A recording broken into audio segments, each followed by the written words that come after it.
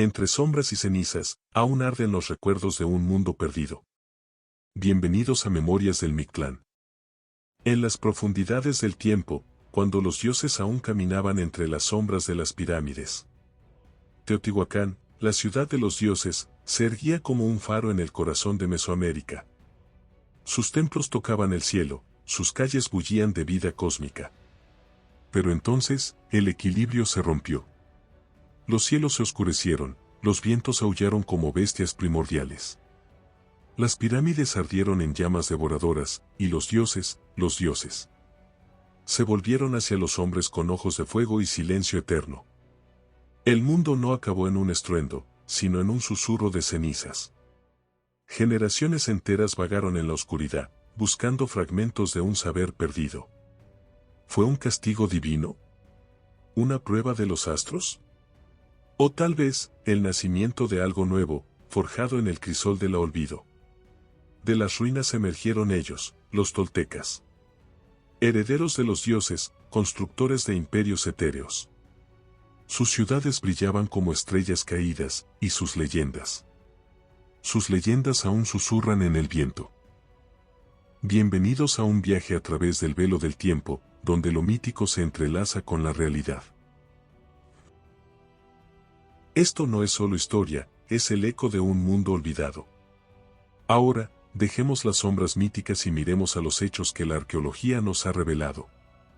Teotihuacán, esa metrópolis colosal que albergaba hasta 200.000 almas, comenzó su declive alrededor del año 550 después de Cristo. No fue una conquista brutal de invasores lejanos, ni un cataclismo natural como un volcán en erupción.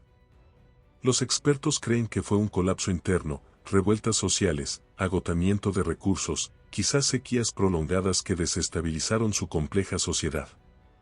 Sus pirámides, como la del Sol y la de la Luna, quedaron abandonadas, sus avenidas silenciosas. Esto marcó el fin de la era clásica en Mesoamérica y el inicio de un periodo de transición, conocido como el Epiclásico, que duró unos 300 a 400 años. En este vacío de poder, pequeñas ciudades-estados surgieron, compitiendo por el control de rutas comerciales y tierras fértiles. Los siglos de oscuridad, entre realidad y misterio. Documentalmente, estos siglos oscuros del 600 al 900 DC vieron un mosaico de culturas dispersas en el centro de México.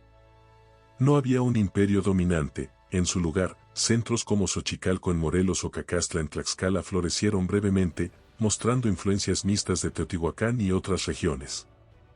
La población se dispersó, la arquitectura monumental disminuyó, y el comercio se limitó a redes locales. Arqueólogos han encontrado evidencia de migraciones desde el norte, grupos nómadas como los chichimecas que traían nuevas ideas y tensiones. Pero en el ámbito mítico, aquí la historia se transforma en leyenda.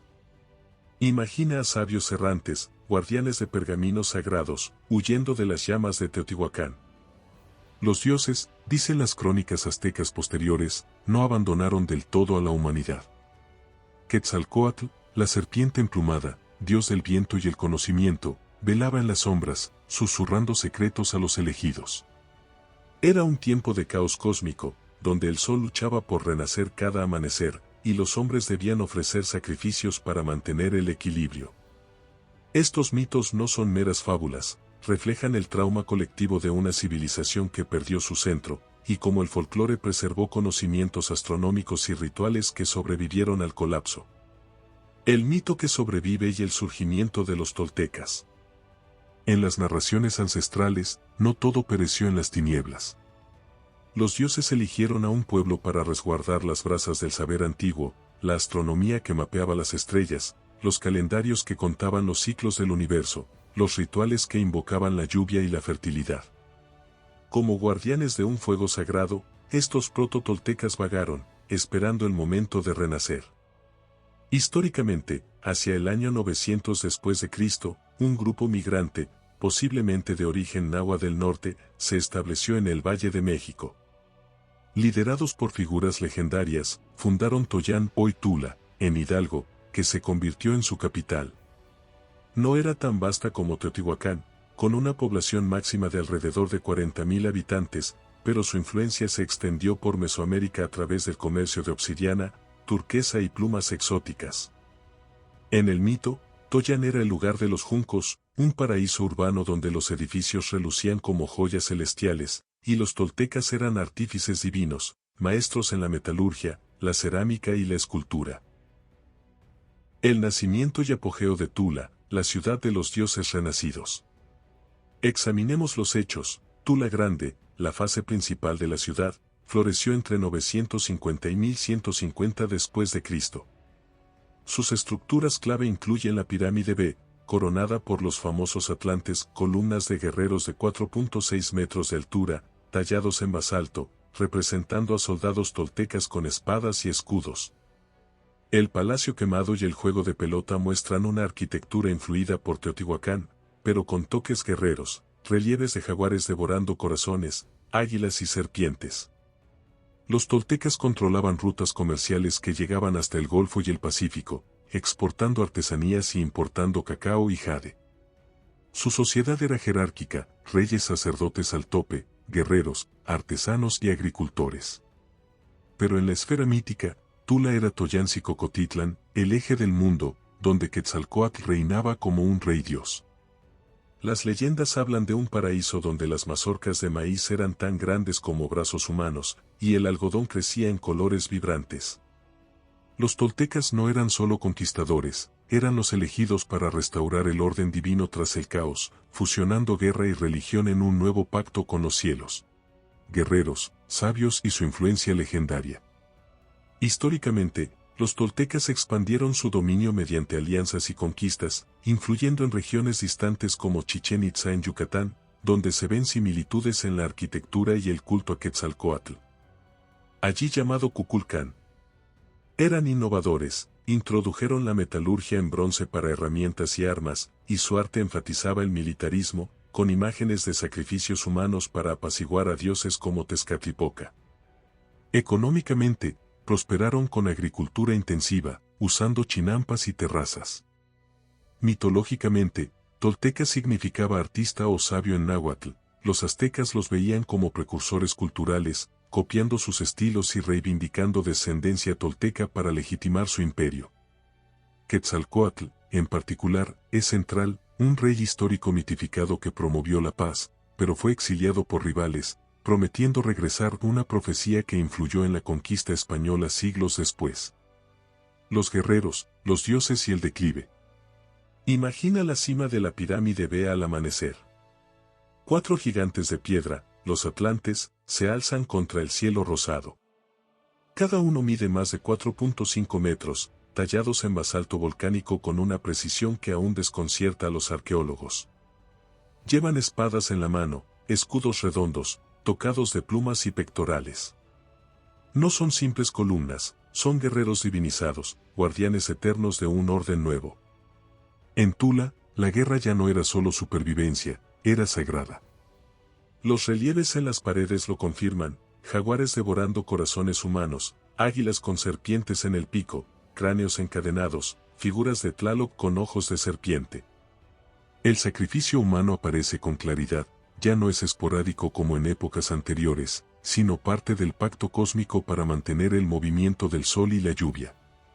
Históricamente, los toltecas desarrollaron un estado militarizado. Sus ejércitos, probablemente formados por guerreros de élite y aliados tributarios, controlaban las rutas de obsidiana del norte y el comercio de plumas, cacao y jade que llegaba desde el Golfo y el sur. Introdujeron avances tecnológicos, la metalurgia del cobre y el bronce para herramientas y armas, terrazas agrícolas en las laderas áridas de Hidalgo, y un sistema de drenaje sofisticado en la ciudad.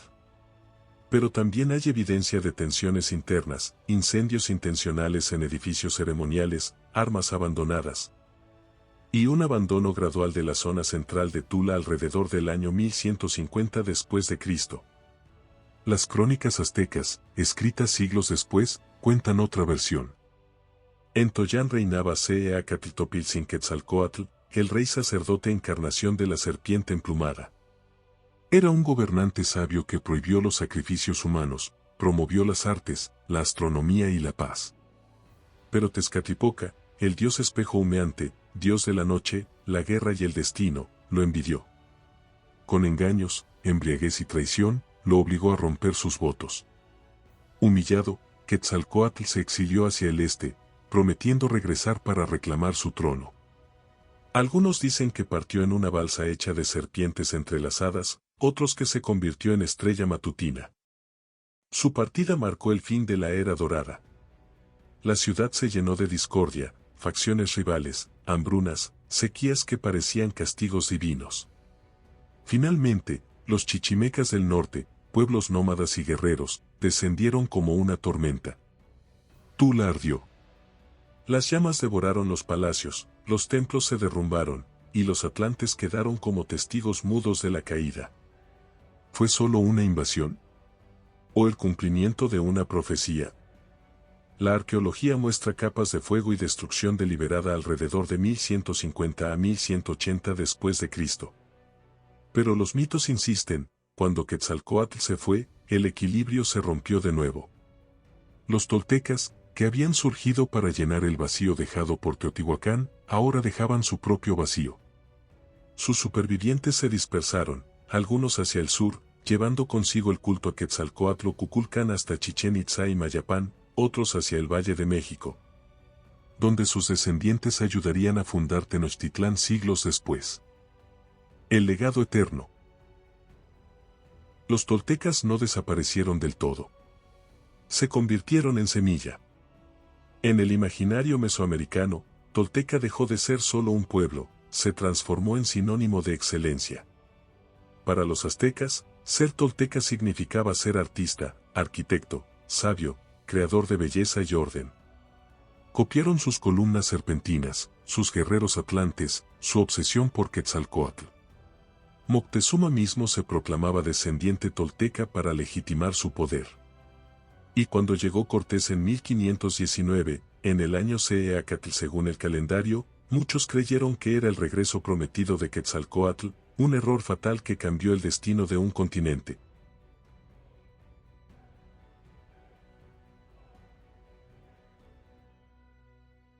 Hoy, cuando caminas entre las ruinas de Tula, sientes ese eco.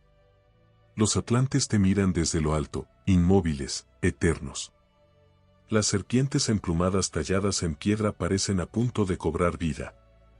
Los toltecas nos enseñaron algo profundo: toda gran civilización nace del caos, florece en un delicado equilibrio entre guerra y creación, saber y sacrificio, y tarde o temprano, debe ceder el paso.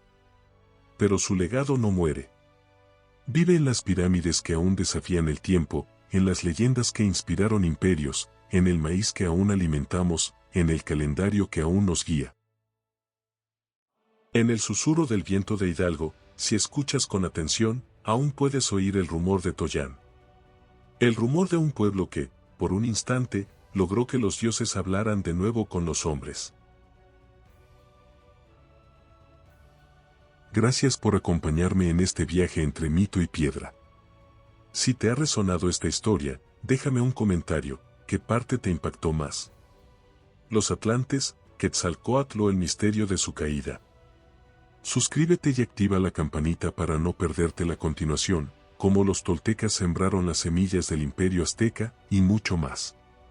Si estas memorias del pasado tocaron tu alma, suscríbete y compártelas. Así, el eco de nuestros ancestros seguirá vivo. Hasta la próxima historia en Memorias del Mictlán.